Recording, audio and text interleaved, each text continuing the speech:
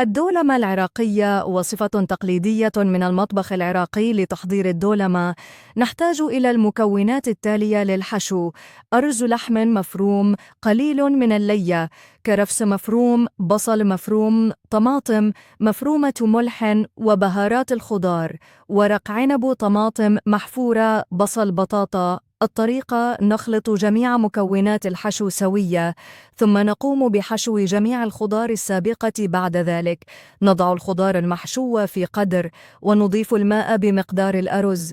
نضيف رشة من النعناع المجفف على الوجه، ونتركه على النار حتى ينضج. أخيراً نقدمه. شكراً لكم على المشاهدة.